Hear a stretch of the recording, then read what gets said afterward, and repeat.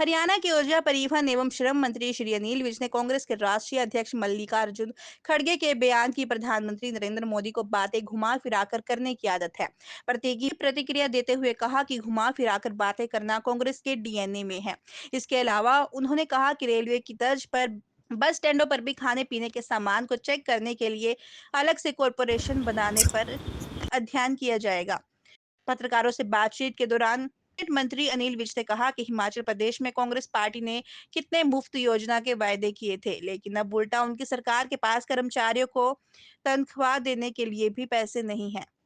एक तरफ हमारे प्रधानमंत्री नरेंद्र मोदी ने देश भर में लाखों शौचालय बनवाए हैं, वहीं दूसरी तरफ हिमाचल प्रदेश की सरकार शौचालयों में भी टैक्स वसूल कर कमाई करना चाहती है। जम्मू कश्मीर के नवनिर्वाचित मुख्यमंत्री उमर अब्दुल्ला के बयान की भाजपा ने पूर्व पीएम अटल बिहारी वाजपेयी का नजरिया अपनाया होता तो जम्मू कश्मीर की यह हालत नहीं होती। पर हरियाणा के कैबिनेट मंत्री अनिल विज प्रतिक्रिया देते हुए कहा कि जनसंघ के संस्थापक श्यामा प्रसाद मुखर्जी से लेकर आज तक जम्मू कश्मीर को लेकर हमारी पार्टी की एक ही विचारधारा रही है। हम शुरू से एक देश में दो विधान दो निशान के खिलाफ थे। इसी को आगे बढ़ाते हुए हमारे लोकप्रिय प्रधानमंत्री नरेंद्र मोदी ने जम्मू कश्मीर से अनुच्छेद 370 को खत्म किया है। कांग्रेस जातिगत जनगणना करवाकर देश की जनता को आपस में लड़वाना चाहती है। कैबिनेट मंत्री अनिल विज। वहीं एक सवाल के जवाब पर कैबिनेट मंत्री अनिल विज ने कहा कि भेदभाव की सारी फिलॉसफी कांग्रेस के पास है। कांग्रेस ने ही धर्म के आधार पर देश का बंटवारा करवाकर पाकिस्तान बनवाया था, जिसमें 10 लाख लोग मारे गए थे। भेदभाव के आधार पर ही सिखों का कत्लेआम करवाया था। और राजीव गांधी ने कहा था कि जब कोई बड़ा पेड़ गिरता है, धरती तो हिलती ही है। कहा कि अब कांग्रेस जातिगत जनगणना करवाकर देश की जनता को फिर से आपस में लड़वाना चाहते हैं। श्री विज ने राहुल गांधी को नसीहत देते हुए कहा कि बांटने की पीएचडी राहुल गांधी ने कर रखी है, वो अपनी ये बंटवारे की दुकान बंद कर दे। परिवहन मंत्री अनिल विज ने कहा कि राहुल गांधी ने विदेश में जाकर आरक्षण के खिलाफ बयान दिया था, जो कि शर्मनाक था। रेलवे की तर्ज पर बस स्टैंडों पर भी खाने पीने के सामान को चेक करने के लिए अलग से कॉरपोरेशन बनाने पर किया जाएगा अध्ययन। विज राज्य के बस स्टैंड पर ठीक व्यवस्था के लिए आदेश दिए गए हैं। सभी बस स्टैंड साफ, यात्रियों के बैठने के लिए जगह, शौचालय साफ होने चाहिए, पीने के पानी की व्यवस्था हो। जो खाद्य सामग्री बिक रही है, उसके लिए मैंने स्वास्थ्य विभाग को पत्र लिखा है कि हमारे बस स्टैंडों पर रैंडम सैंपल चेकिंग होनी चाहिए, ताकि यात्रियों को शुद्ध सामान मिले। ऐसे ही रेलवे की तर्ज पर जैसे खाने पीने के सामान चेक करने के लिए उनकी अपनी कॉरपोरेशन बनी है, इसी प्रकार अधिकारियों को इसका भी अध्ययन करने को कहा है, ताकि हरियाणा के बस स्टैंडों पर भी इसी प्रकार की व्यवस्था की जा सके। हमारी पार्टी ने शुरू से कश्मीर के बारे में एक ही नजरिया रखा है। श्यामा प्रसाद मुखर्जी ने एक देश में दो निशान दो विधान नहीं रहेंगे कहते हुए अपना बलिदान दिया। वो जनसंघ के संस्थापक थे।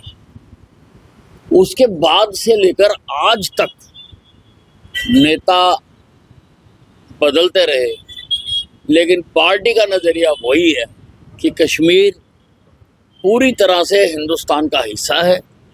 और इसी विचारधारा को अमली जामा पहनाने के लिए आदरणीय प्रधानमंत्री नरेंद्र मोदी जी ने कश्मीर से धारा 370 को खत्म किया है।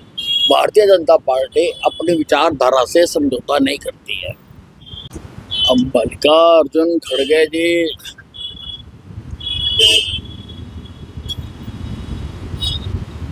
किस आधार पर कह रहे हैं कि घुमा फिरा के बातें करने की आदत है।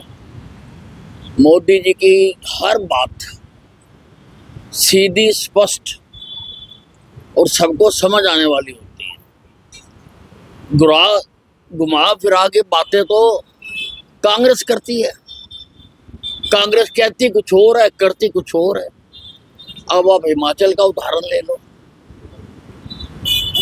कांग्रेस ने जब वहां चुनाव हुए, कई चीजें मुफ्त बांटने का वादा किया, लेकिन आज वो तनख्वाहें तक नहीं दे पा रहे हैं।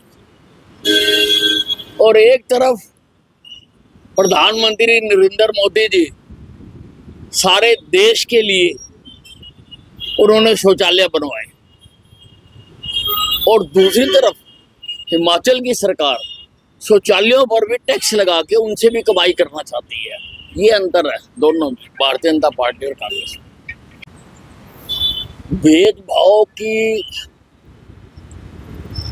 सारी जो फिलॉसफी है वो तो कांग्रेस के पास है। पहले भेदभाव करके हिंदुस्तान का बंटवारा करा दिया धर्म के आधार के ऊपर, हिंदू मुसलमान के आधार के ऊपर। 10 लाख लोग मरवा दिए इन्होंने भेदभाव की राजनीति पे। आजादी की लड़ाई में कहीं नहीं लिखा हुआ था कि देश का बंटवारा होगा। देश के सारे हिस्से मिल के लड़े देश की आजादी के लिए, लेकिन इन्होंने भेदभाव इनके मन में है, इन्होंने पाकिस्तान बनवा दिया। भेदभाव के आधार पर इन्होंने सिखों का कत्लेआम करवाया। लगभग 3-3.5 हजार निर्दोष सिखों को मरवाया और फिर उसको जस्टिफाई किया। राहुल गांधी जी के पिताजी ने, राजीव गांधी जी ने ये कहा था कि अगर कोई बड़ा पेड़ गिरता है तो धरती हिलती है। अब उससे भी इनकी संतुष्टि नहीं हुई है। अब ये जातिगत जनगणना के लिए कौन कह रहा है? कांग्रेस कह रही है, राहुल गांधी कह रहा है। यानी आप समाज को और बांटना चाहते हो ताकि दुकानदार से दुकानदार लड़े, गली से गली लड़े, मोहल्ले से मोहल्ला लड़े, गांव से गांव लड़े। उनको बांटना चाहते हो आप भिन्न भिन्न जातियों में। हम भारतीय बन के क्यों नहीं रह सकते? हम हिंदुस्तानी बन के क्यों नहीं रह सकते? तो बांटने का काम, बांटने की पीएचडी तो राहुल गांधी जी ने की हुई है और वो अपना ये बांटने की दुकान को बंद कर दें। झूठों का सरदार बताते हुए बात इधर से उधर घुमाने की बात करने का आरोप लगाया है। मोदी जी तो साफ और स्पष्ट बात करते हैं। ये सारा देश ही नहीं, आज सारा विश्व भी जानता है। और झूठ बोलने का काम करती है कांग्रेस। जो इन्होंने कहा था खटाखट खाते में पैसे चले जाएंगे, कहाँ गए वो पैसे? भाई जो तुम्हारी स्टेटें हैं उनमें तो दो तुमने कहा था हिमाचल में कि इतने पेंशन देंगे, कर्मचारियों का ये देंगे, महिलाओं को ये देंगे। आज तुम वहाँ पे तनख्वाहें भी नहीं दे पा रहे। झूठ तो तुम बोलते हो, हम तो जो कहते हैं वो करते हैं। जो आज तक भारतीय जनता पार्टी ने कहा, हमारा एजेंडा था कि धारा 370 खत्म करेंगे, हमने खत्म कर दिया। राम मंदिर बने, हमने उसके लिए रास्ता ठीक किया और 500 साल बाद राम मंदिर बन गया। हमने कहा था 3 तलाक खत्म करेंगे, हमने सारे विरोधों के बावजूद हमने 3 तलाक को खत्म करा। हमने जो कहा है हमने उसको पूरा किया है। सर, अमर अब्दुल्ला ने कहा है कि ये प्रधानमंत्री जो पूर्व प्रधानमंत्री जो अटल बिहारी वाजपेयी हैं, उसके सिद्धांतों पर अगर बीजेपी चलती तो आज जम्मू कश्मीर में ये हालात न होते। हमारी पार्टी का पहले दिन से एक ही सिद्धांत है। श्यामा प्रसाद मुखर्जी जनसंघ के पहले अध्यक्ष थे। उन्होंने उस वक्त कहा था कि एक देश में 2 निशान, 2 प्रधान, 2 विधान नहीं रहेंगे और उन्होंने अपना बलिदान दिया था। तब से हमारी एक ही नीति है कि कश्मीर भारत का अभिन्न अंग है।